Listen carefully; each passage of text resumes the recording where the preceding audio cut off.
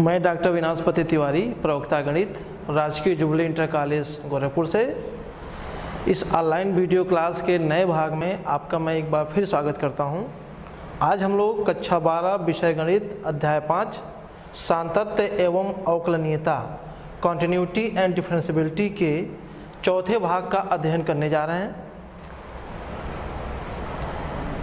आज के हमारे चर्चा के मुख्य बिंदु हैं श्रृंखला नियम यानी चेन रूल, अस्पष्ट फलनों के अवकलज डेरिवेटिव्स ऑफ इम्प्लिसिट फंक्शंस, प्रतिलोम त्रिकोणमितीय फलनों के अवकलज derivatives of inverse trigonometric functions, चरघातांकी फलन यानी एक्सपोनेंशियल फंक्शन। बच्चों, पिछले भाग में हम लोगों ने ये पढ़ा था कि कोई फलन किसी बिंदु पे कब अवकलनीय कहा जाता है। तो हम लोगों ने क्या किया था, फलन f के लिए बिंदु c पर राइट हैंड डेरिवेटिव परिभाषित किया था, फिर बिंदु c पर लेफ्ट हैंड डेरिवेटिव परिभाषित किया था और कहा था कि फलन f बिंदु c पर अवकलनीय होगा कब, यदि right hand derivative equal to left hand derivative. इसका मतलब ये हुआ कि आपको अगर किसी बिंदु पर अवकलनीयता चेक करना है तो आप राइट डेरिवेटिव लेफ्ट डेरिवेटिव निकाल लीजिए और देख लीजिए कि वो दोनों बराबर आ रहा है कि नहीं। अगर बराबर आएगा तो उस बिंदु पे फलन अवकलनीय कहा जाएगा, अगर बराबर नहीं आएगा तो उस बिंदु पे फलन अवकलनीय नहीं कहा जाएगा। उसके बाद हमने कहा था आपसे कि जो दोनों का उभयनिष्ठ मान है यानी राइट डेरिवेटिव लेफ्ट डेरिवेटिव का उभयनिष्ठ मान है, उसको हम लोगों ने एफ डैश सी लिखा था, जहाँ एफ डैश सी का मान limit x tending to c f x minus f c upon x minus c कहा था। एक और चीज़ बच्चों समझिए, अक्सर आपके सामने अवकलज यानी डेरिवेटिव और अवकलन यानी डिफरेंशिएशन ये सब आता रहता है।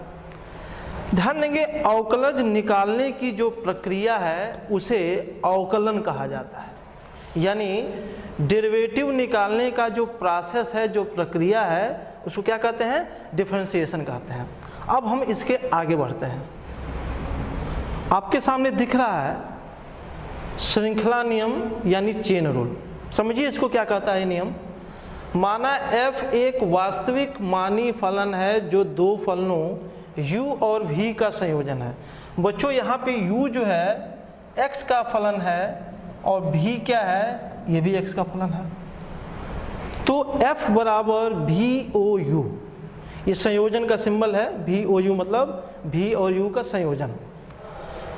हम मानते हैं कि ux को हम लोग t मानते हैं, तो चेन रूल ये कहता है कि df/dx यानी f का अवकलज x के सापेक्ष क्या होगा, dv/dt इंटू dt/dx। शर्त यह है कि dt/dx और dv/dt दोनों अस्तित्व में हों।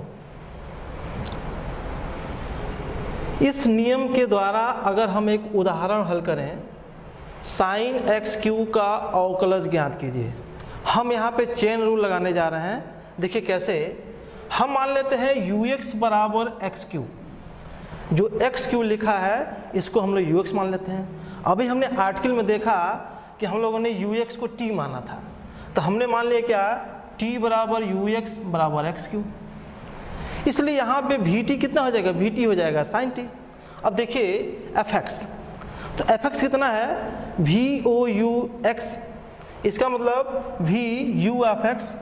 अच्छा, ux कितना है, ux का मान है एक्स क्यू, तो हो जाएगा v(x^3). अब आप देख रहे हैं vt का मान कितना है, vt का मान है साइन t, तो v(x^3) का मान कितना हो जाएगा, v(x^3) का मान हो जाएगा साइन x^3, यानी कि fx का मान क्या हो गया, साइन x^3 हो गया। अब हम क्या करते हैं, dv/dt निकालते हैं। तो dv/dt कितना होगा, साइन t का अवकलन होता है कितना, cos, तो हो जाएगा cos t। dt/dx कितना होगा, dt/dx हो जाएगा 3x²। अब चेन रूल कहता है क्या कि df/dx कितनी वैल्यू हमने याद किया, dv/dt इंटू dt/dx। dv/dt की वैल्यू हम भर देंगे cos t हो जाएगा और dt/dx की वैल्यू भर देंगे 3x²। अब t की वैल्यू कितना है, t की वैल्यू है x3, तो हमको क्या मिल जाएगा, 3x² cos x3। इसका मतलब हुआ कि साइन एक्स क्यू का जो अवकलज है वो कितना है चेन रूल से 3x² cos x क्यू। बच्चों हमें आगे चल के बहुत ढेर सारे अवकलन ज्ञात करने होंगे, बार बार हम इसका उपयोग करेंगे। चेन रूल का प्रोसेस थोड़ा सा लंबा प्रोसेस होता है, तो हम क्या करते हैं एक दूसरी विधि बताते हैं, उसको ध्यान से देखिए। y की वैल्यू कितना था, y की वैल्यू था साइन एक्स क्यू। आपको साइन एक्स क्यू का अवकलज निकालना है, यानी आपको dy/dx निकालना है। तो dy/dx कितना होगा, हम लिखेंगे dy/dx साइन एक्स क्यू। ये प्रोसेस डायरेक्ट प्रोसेस है, सीधे आपका आंसर निकल जाता है। देखिए कैसे, dy/dx को आप एक ऑपरेटर के रूप में समझिए कि ये एक ऑपरेटर है जो साइन एक्स क्यू को ऑपरेट करने जा रहा है। साइन का अवकलज हो जाएगा cos एक्स क्यू, लेकिन बच्चों यहाँ x ना हो के एक्स क्यू है, तो एक्स क्यू का अवकलन दोबारा ज्ञात किया जाएगा और कैसे लिखा जाएगा dy/dx ऑफ एक्स क्यू। अब एक्स क्यू का अवकलज क्या होगा, तो 3 बाहर हो जाएगा और एक पावर कम हो जाएगा, तो इसकी वैल्यू कितनी हो जाएगी, ये हो जाएगा 3x² और ये हो जाएगा कितना cos एक्स क्यू। ये आपका देखिए आंसर आ गया। एक दूसरा एग्जांपल अगर हम लें, मान लेते हैं y बराबर tan 2x + 5। हम इसका भी अवकलज सीधे निकालने की कोशिश करते हैं। देखिए कैसे, dy/dx कितना होगा, dy/dx ऑफ tan 2x + 5। अब tan 2x + 5 हमको फॉर्मूला क्या याद है, dy/dx ऑफ tan x बराबर sec²x। x के जगह पे यहाँ 2x + 5 है, तो इसकी वैल्यू हम क्या लिखेंगे, इसकी वैल्यू लिखेंगे sec² 2x + 5। लेकिन 2x + 5 का अवकलज फिर निकाला जाएगा और कैसे लिखा जाएगा, dy/dx ऑफ 2x + 5। ध्यान देंगे यहाँ मैं लिख रहा हूँ sec² 2x + 5 गुणे, जब इसका अवकलज निकालेंगे तो 2 बाहर हो जाएगा, x का अवकलज 1 हो जाएगा और 5 अचर है उसका अवकलज 0 होता है, तो कितना होगा ये 2 गुणे 1 और धन 0। तो हमें आंसर क्या मिला, हमें आंसर मिला 2 sec² 2x + 5। बच्चों चेन रूल आप पढ़ लीजिएगा, तैयार कर लीजिएगा, लेकिन कोशिश करिएगा कि जहां अवकलज निकालने की जरूरत हो वहां आप सीधे अवकलज निकालने की प्रैक्टिस कर लीजिएगा।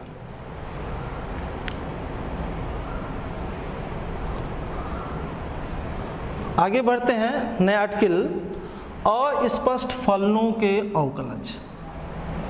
देखो बच्चों फलन यहाँ 2 तरह का होता है, एक स्पष्ट और एक अस्पष्ट। पहला देखिए क्या है, यदि किसी फलन को आसानी से y बराबर fx के रूप में व्यक्त किया जा सके तो उसे स्पष्ट यानी एक्सप्लिसिट फंक्शन कहते हैं। y को x के रूप में लिखा जा सके, एक शब्द है आसानी से।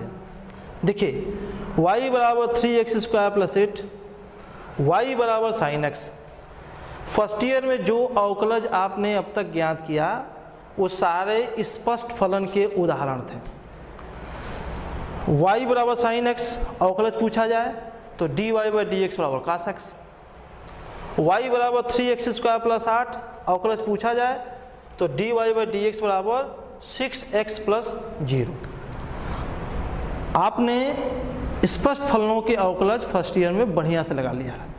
अगला क्या है, यदि किसी फलन को आसानी से y बराबर fx के रूप में न व्यक्त किया जा सके तो उसे अस्पष्ट फलन यानी इम्प्लिसिट फंक्शन कहते हैं। उदाहरण के तौर पे x² sin xy + 6 बराबर 0। आपसे मैं कहूँ कि इसको y बराबर fx के रूप में लिखिए तो शायद आप लिख लें लेकिन बहुत आसानी से नहीं लिख पाएंगे, इसीलिए यह अस्पष्ट फलन का एक उदाहरण है। अब हमें यहाँ पर अस्पष्ट फलनों का ही अवकलज समझना है। देखिए कैसे, y प्लस साइन y बराबर cos x। हम दोनों साइड का अवकलज करते हैं x के सापेक्ष, तो क्या हो जाएगा, d by d x of y plus sine y बराबर d by d x of cos x। y का अवकलज होगा कितना, d y by d x plus d by d x of sine y बराबर d by d x of cos x। देखिए ये लिखा है d y by d x plus sine y है, तो साइन का अवकलज होता है cos, तो मैं लिखूंगा यहाँ पे cos y, और y का अवकलज क्या होगा, y का अवकलज होगा d y by d x. cos x का अवकलज कितना होता है माइनस साइन x। तो हमें क्या मिला, हमें मिला d y by d x, अगर हम कॉमन करें तो मिलेगा 1 प्लस cos y बराबर माइनस साइन x। तो d y by d x बच्चों कितना होगा minus sine x upon 1 plus cos y। एक चीज बच्चों आपको और समझना है, कभी कभी कुछ फलन स्पष्ट रूप में भी व्यक्त किए जाते हैं और अस्पष्ट रूप में भी। जैसे x square plus y square बराबर ए स्क्वायर, ध्यान देंगे इसमें एक्स वाई एक में लिखा गया है, इसलिए यह अस्पष्ट रूप है।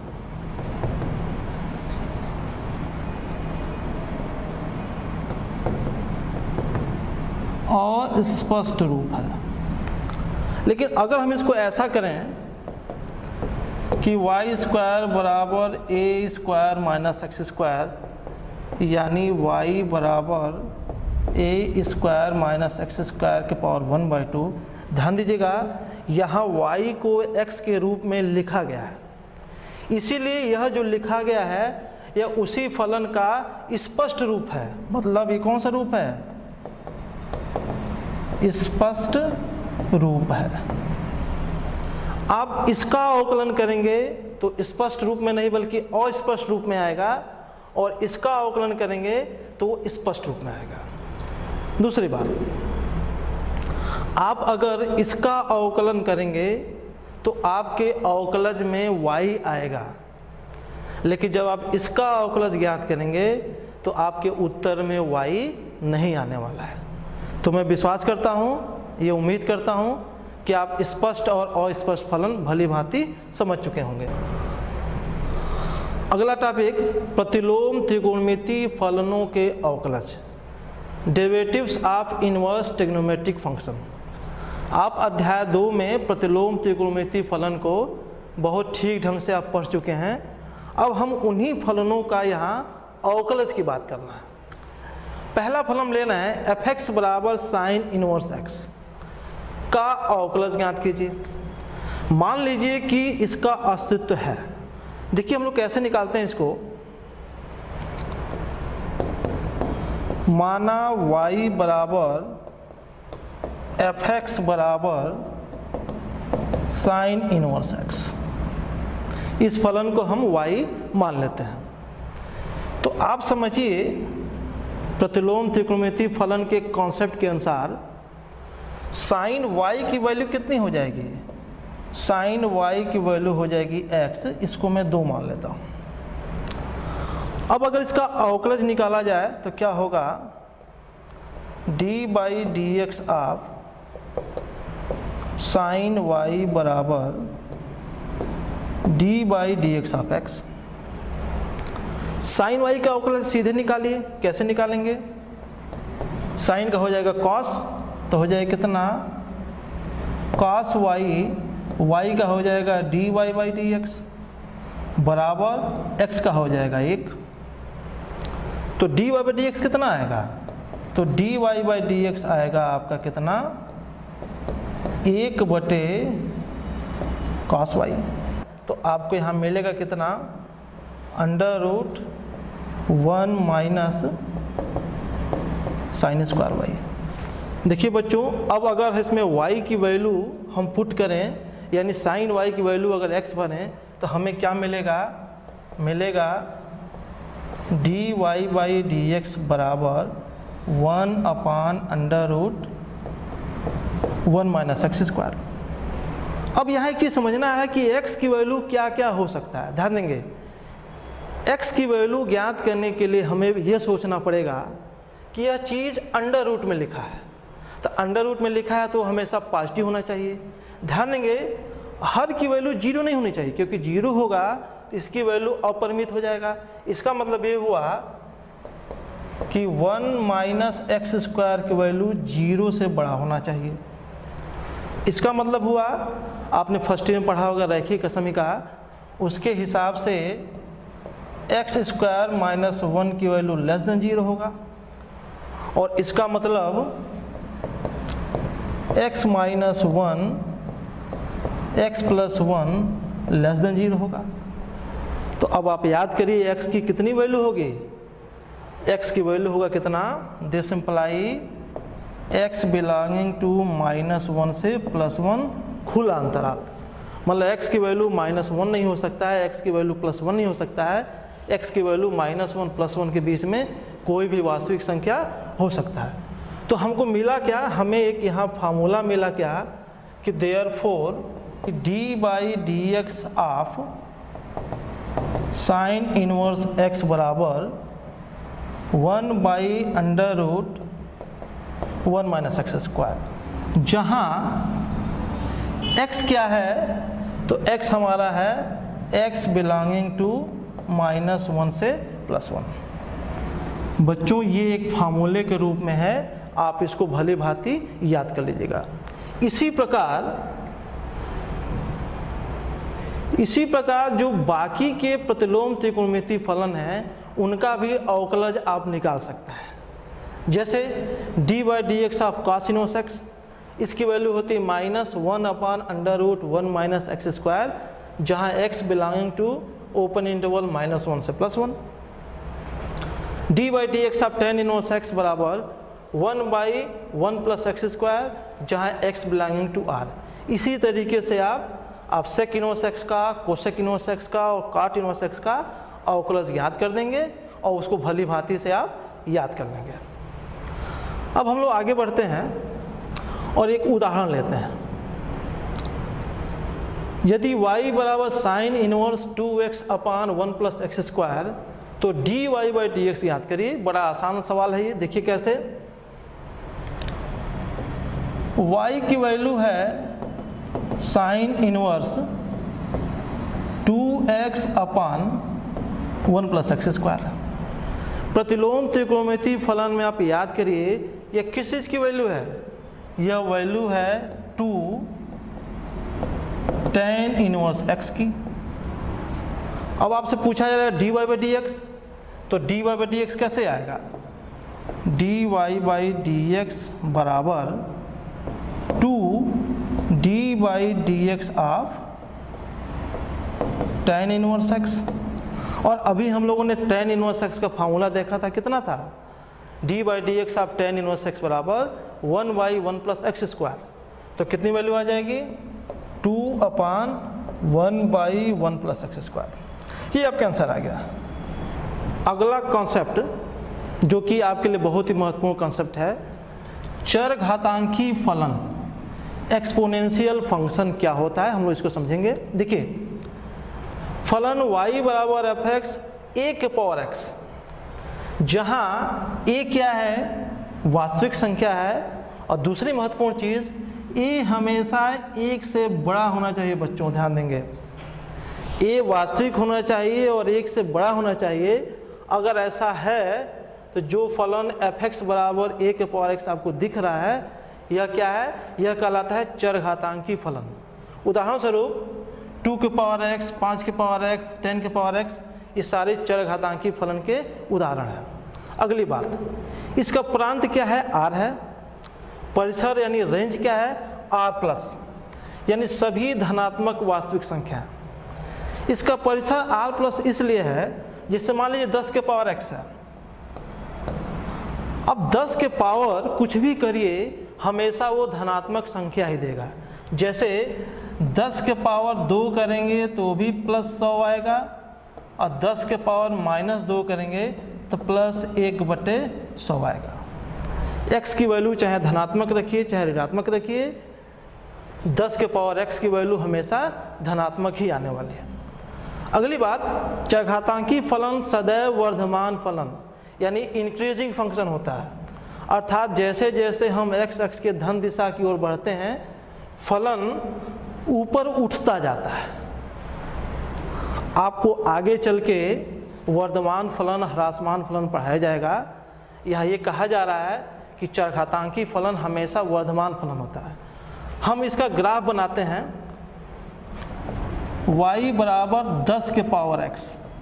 देखिए कैसे हम एक चार्ट बना लेते हैं। यहाँ रखते हैं x, यहाँ रखते हैं y बराबर 10 के पावर x।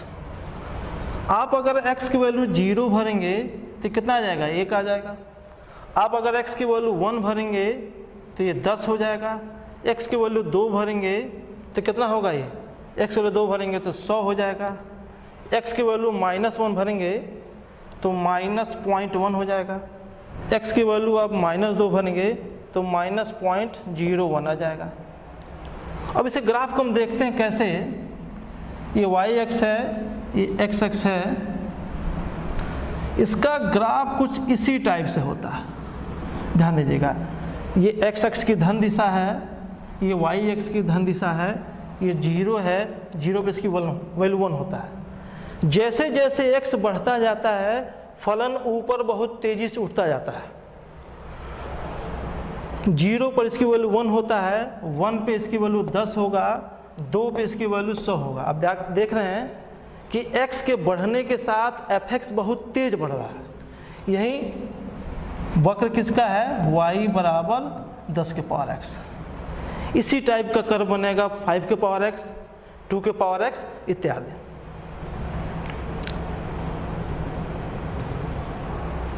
आगे एक नोट लिखा है, जो 10 के पावर x हम लोगों ने भी देखा, जिसका ग्राफ भी देखा, उसे कहते हैं क्या? साधारण चरघातांकी फलन, कॉमन एक्सपोनेंशियल फंक्शन। आगे e के पावर x को प्राकृतिक चरघातांकी फलन, नेचुरल एक्सपोनेंशियल फंक्शन कहते हैं। अब आप कहेंगे e क्या है?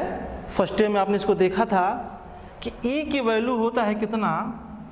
1 + 1/(1), 1/(2), 1/(3) प्लस करते चले जाइए। e एक अपरिमेय संख्या होता है, और सबसे बड़ी बात है कि जो e की वैल्यू होती है वो 2 और 3 के बीच में होती है।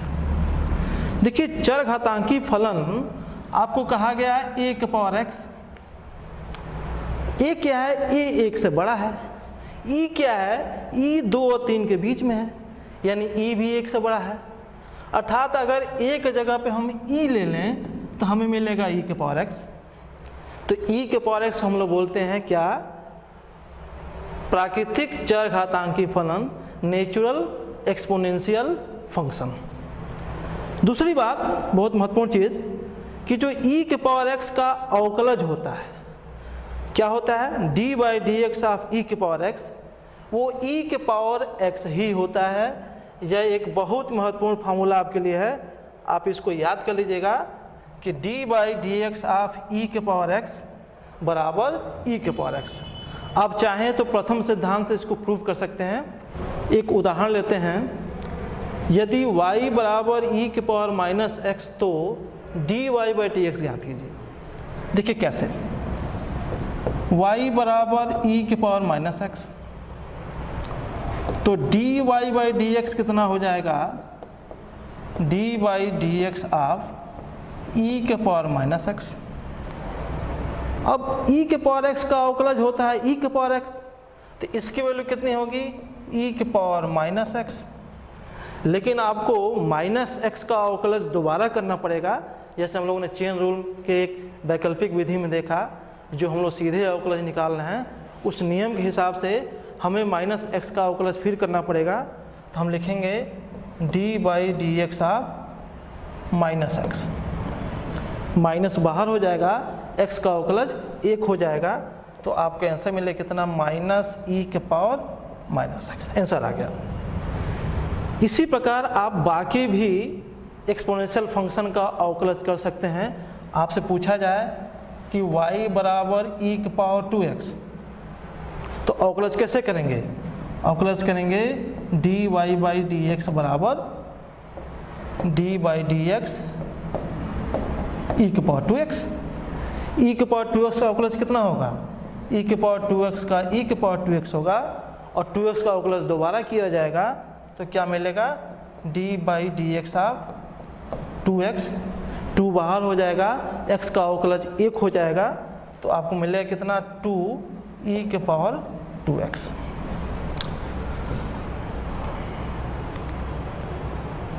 अगला, यदि y बराबर e के पावर साइन इनवर्स x, तो dy बाई डी एक्स ज्ञात कीजिए। तो कैसे? dy बाई डी एक्स कैसे निकलेगा?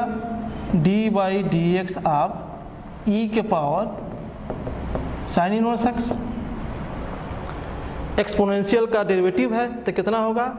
ये होगा e के पावर साइन इनवर्स x। अब साइन इनवर्स x का अवकलज दोबारा होगा, तो क्या होगा? d by d x of sine inverse x। Sign inverse x का अवकलज कितना होता हम लोगों ने अभी पढ़ा था, क्या हो जाएगा? e के power sine inverse x upon under root 1 minus x square, ये आपका आंसर आ गया। बच्चों, इतना पढ़ने के बाद हम आपको एक गृहकार्य दे रहे हैं, और ये उम्मीद करते हैं कि आप इस गृहकार्य को बड़े आसानी से सॉल्व कर लेंगे। बहुत जल्द हम लोग कुछ नए कॉन्सेप्ट के साथ नए वीडियो में मिलेंगे। Okay, thank you.